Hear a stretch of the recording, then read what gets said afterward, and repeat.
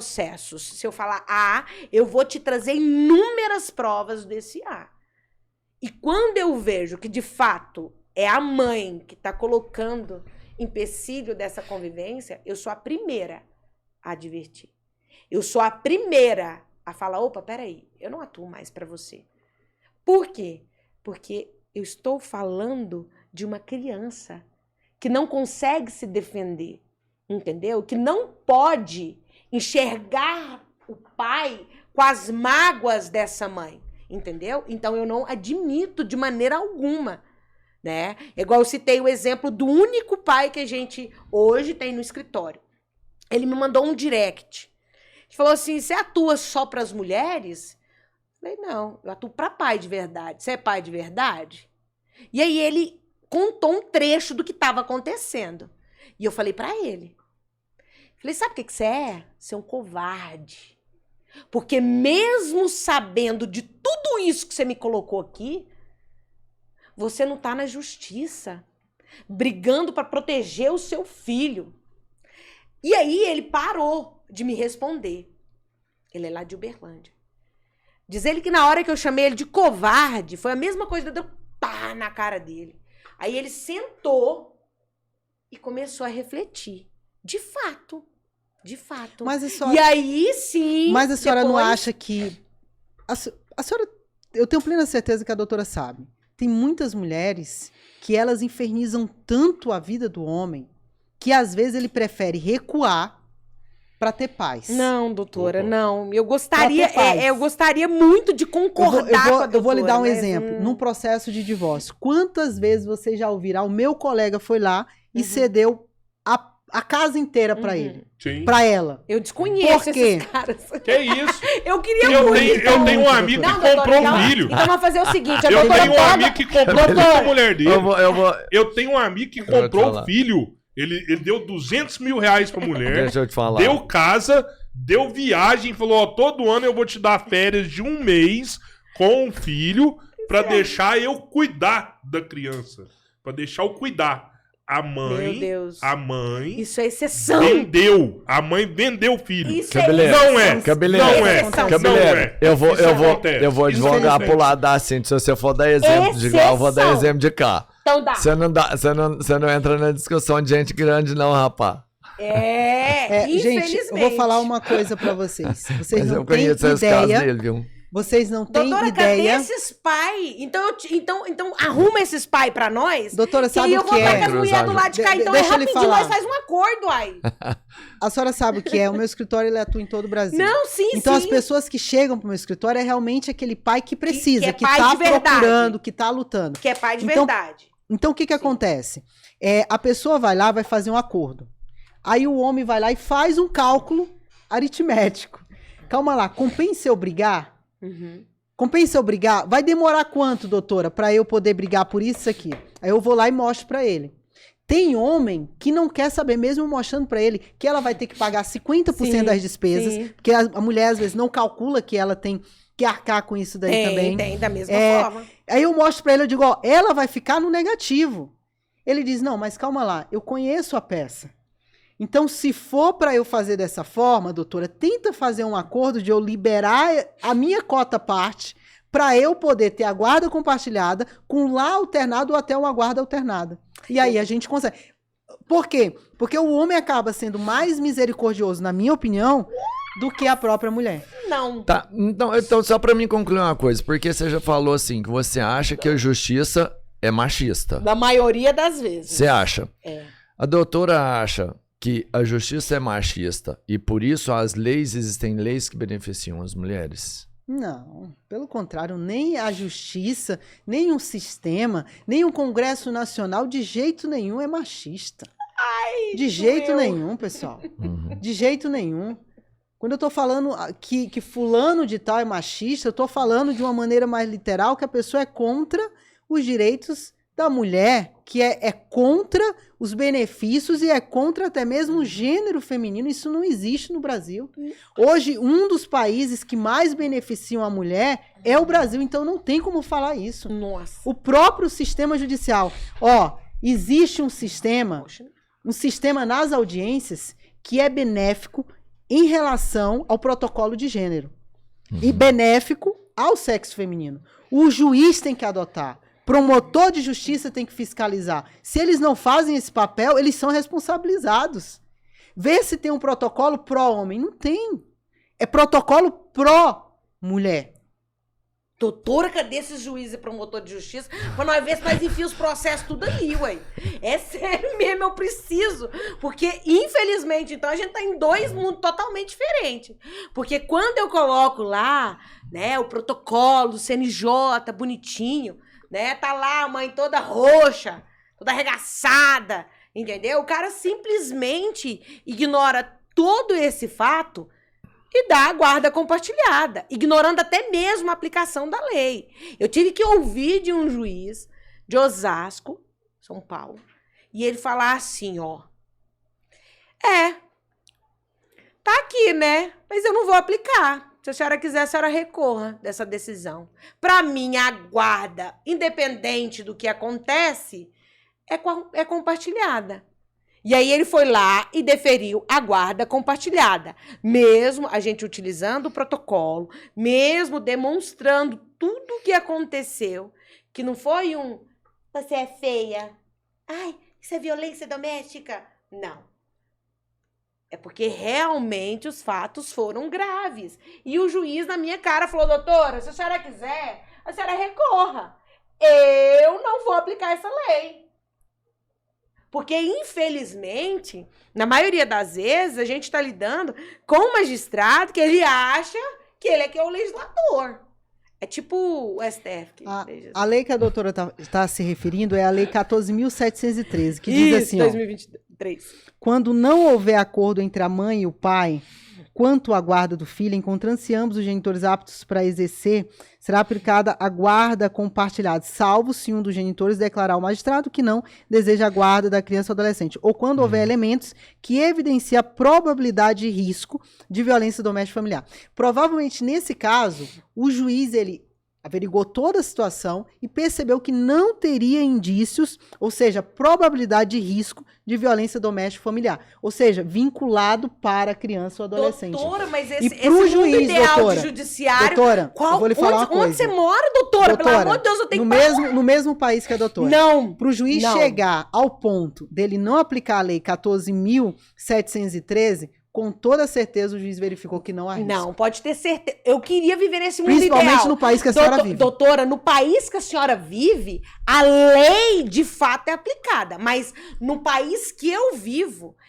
as mulheres têm que lutar demais pro mínimo ser aplicado. Não. Pro mínimo ser aplicado. Vou lhe dar um exemplo que a lei onde nós vivemos, eu e a senhora, por exemplo, a lei da guarda compartilhada favorece 99% o sexo feminino. Por quê? Porque quando coloca uma guarda compartilhada, o Ministério Público vai lá e emite um parecer onde o pai tem que exercer a paternidade, isso numa guarda compartilhada, em finais de semanas alternado. Aí eles dão ainda, para completar, uma terça-feira aí pro pai pegar e já devolver a criança no outro dia na escola. Ou seja, seriam aí 5 dias ao mês. Isso não é guarda compartilhada. E então, ele não consegue doutora, cumprir nem com esses dias. Eu discordo, doutora, com o que a senhora está falando, porque a lei no Brasil não está sendo aplicada. As poucas leis que é a favor do homem e da criança. Então eu não sei onde eu tô.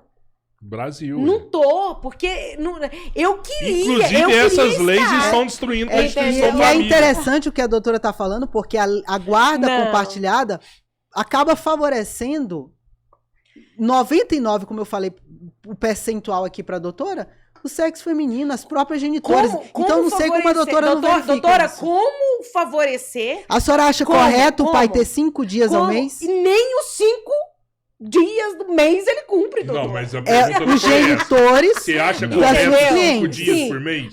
Você acha correto 5 dias? Ele não quer ter mais essa não é a pergunta. A pergunta não é essa. Você acha correto só 5 dias por mês? É claro que não.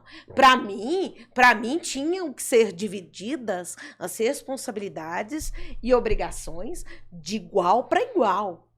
A guarda compartilhada... Perfeito, porque é isso que os pais querem. Pois é, a guarda... Não é. A guarda compartilhada é aquela em que ou eu tenho a residência fixa com o pai, ou eu tenho com a mãe.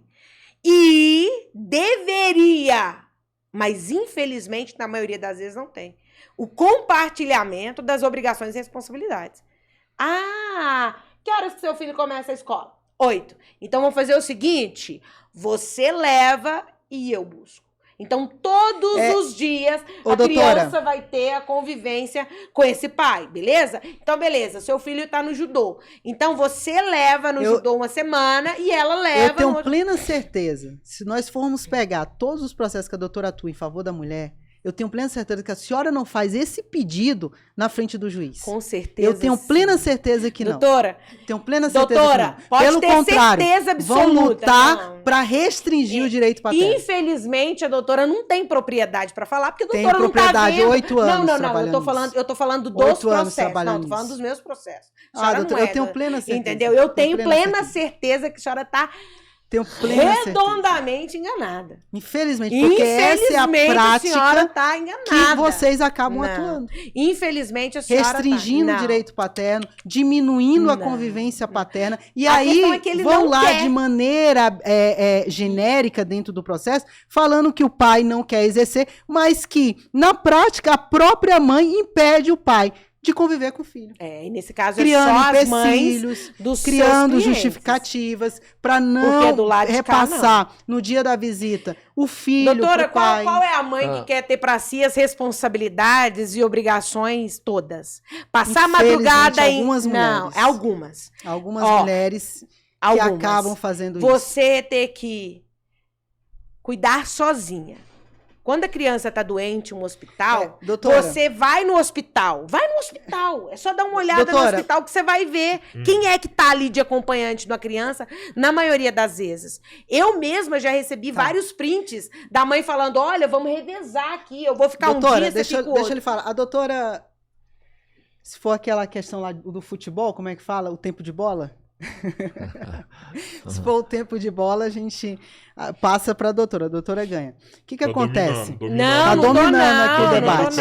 O que acontece? Posse de bola. Posse de bola, isso mesmo. O que acontece na prática? A doutora deu exemplo, eu ia falar outro exemplo, que a doutora acaba trazendo várias questões, mas a questão do hospital. Muitos, mas muitos pais me procuram justamente com esse exemplo que a doutora acabou de dar. De mães que a criança adoece, sequer elas informam o pai. E o pai sequer sabe como está o estado de saúde da criança. Não sabe sequer em que hospital encontra-se. Porque a própria genitora impede ou não repassa as informações necessárias para o pai. Fora isso, eu vou dar um outro exemplo. Olha só, perceba. Eu tive um caso bem peculiar no Rio Grande do Sul, onde a mãe, olha só, sabe aquele exemplo que eu dei, que a mulher vai à festa, acaba ficando grávida? A mulher agiu com dolo, com vontade. Ela foi à festa, ficou grávida, e aí, depois de quase... Com o dedo? Não, doutora, a senhora sabe o que é. Como é que a mulher fica grávida? Mas aí eu te pergunto. A senhora me a mulher ela tem que se proteger. Com todo respeito. E o cara não pode se proteger. Então ela foi lá e engravidou. A senhora para a conversa. Deixa eu ver só o exemplo dela. A senhora para a conversa para falar esse tipo de argumento. Nossa, mas é muito feio. Aprende a ouvir, doutora. Feio é o que a senhora está fazendo. O poder de decisão de gravidez hoje. E aí, o que foi que ela fez? Não, vamos ela foi abalada. Deixa eu ouvir o exemplo ali real. Fez praticou o ato sexual com o homem. Nossa. Quase próximo de ganhar bebê. Nossa. Ela, nesse momento, a juíza já ia cancelar o microfone da doutora, só pelo desrespeito. Direto. Mas não tá em audiência, não, direto. Doutora. Para com isso. Não, doutora, mas é muito desrespeito. Não, é muito desrespeito. Doutora, eu não acho. É muito desrespeito. Qual desrespeito? A senhora não acha, doutora? A senhora já me interrompeu, doutora. Mas peraí que agora eu quero ouvir o fato real dela. Conta aí, que é o fato real. Deixa eu ouvir. E aí, o que aconteceu? A mulher ficou grávida e quando estava próximo de ganhar, ela foi lá e mandou mensagem para aquela pessoa, pelas redes sociais, que ele seria o pai da criança. Ele prontamente entrou em contato com ela, informou, perguntou como é que poderia fazer o teste de DNA para saber, tudo certinho. Ela falou que não iria fazer o teste de DNA e que não queria nada. Ou seja, olha a pressão psicológica que a mulher criou no cara. Ela foi lá, saiu grávida porque ela queria sair grávida, ela planejou tudo. E aí, depois do nada, ela aparece na vida do cara contando essa história. Olha só, ele entrou com a investigação de paternidade. Ele entrou com a ação de investigação de paternidade. Qual foi o papel dela? Entrou com a ação de alimentos gravídicos para receber pensão antes sequer de ganhar bebê. Isso mesmo. E ele entrou com a ação de investigação de paternidade. A criança nasceu, foi feito o teste de DNA e foi comprovado que a criança não era dele. Era dele. Pasme. Na audiência de conciliação que foi feita na frente do promotor de justiça e na frente da magistrada, ela alegou que fez tudo planejado. Ela ficou grávida dele, mas não quer a participação dele. Que não precisa dele. Você acredita numa coisa dessa? Eu acredito, porque eu conheço um caso assim. Que o cara era engenheiro, a mulher ficou grávida dele proposital pra pegar a grana do cara. Depois que o menino nasceu, ela rapou. Então, mas aí deu um boa noite Cinderela nele. Deu um boa noite Cinderela nele e comeu ele. Ai, meu Deus, que linguajar. Não, esse ela falou que tava tomando remédio. Se a ouvir, bota fone. Ela falou que tava tomando remédio. Eu não vou falar bonitinho pra doutora, não. Ela falou que tava tomando remédio. O poder de decisão da gravidez hoje é da mulher. Eu conheço um cara que ele ofereceu dinheiro pra uma prima dele pra ela ficar grávida dele. Olha o ânimos. Olha o ânimos dela. Ela foi lá, ficou grávida. Ela estudou ele, sabia as condições financeiras dele. Ela queria a pensão, mas não queria que ele participasse da vida da criança. Só que ela fez o quê?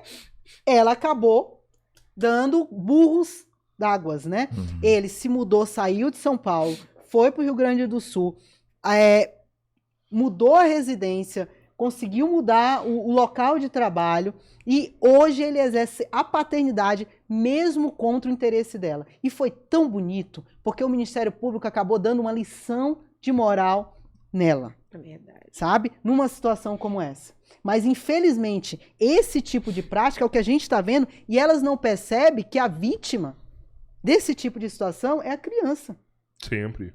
Agora, tu imagina, será que esse tipo de coisa dentro da casa materna, será que não ocorre? Será que ocorre a alienação parental?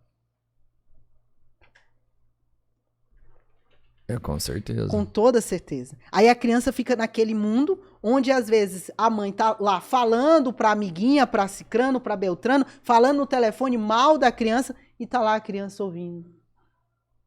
Sabe?